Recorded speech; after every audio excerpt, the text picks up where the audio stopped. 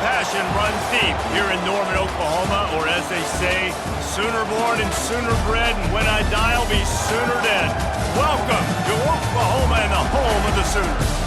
What we have in store for you today, a clash between a couple of SEC teams that could have season-long ramifications.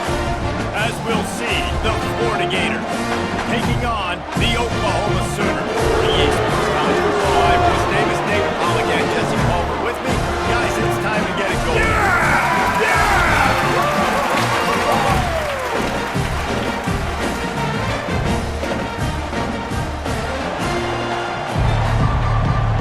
We'll get us started with the opening kickoff.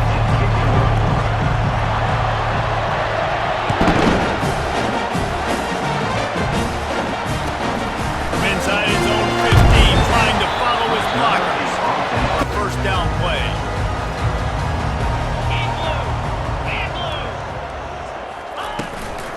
On the run, it's Acha.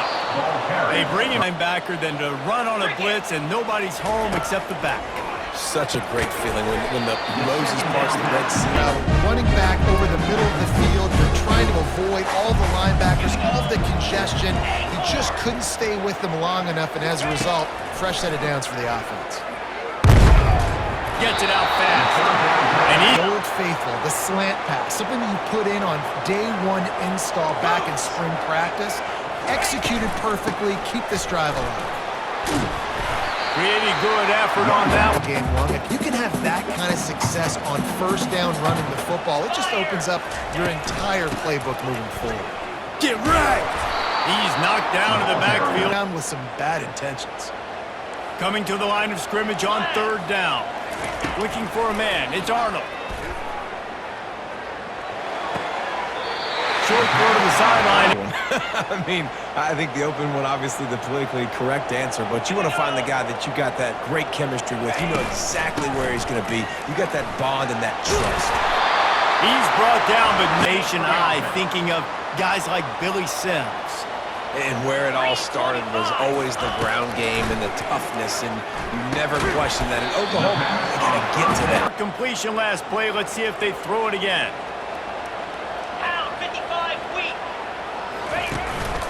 To the ground with the back. And this defense has it. And he has power. The power reminds me of an old great Sooner running back, Marcus Dupree. Arguably one of the most gifted runners college football has ever seen. A guy that didn't quite pan out. They'll line up for a second down play. Let's go! He's looking to throw. Those two failed to make it to their own end of the field. It's third and long from the 28. DB's right up on the receivers. Trying to move the sticks on third down through the air. He makes the catch in the end zone. Touchdown Sooners! And man, is that perfect time. You can tell quarterback to the basket. Nice play, nice pitch and catch. He did a nice job of getting it up in the air early and allowing his guy to run under the football, locate it, and then Ready to kick it away after scoring the touchdown.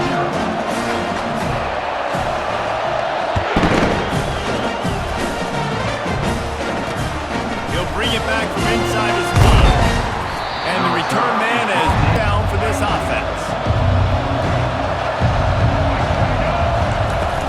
Use the play fake, now to throw. Moves away as he feels pressure. He's going to run it. Across the 25, he's got room.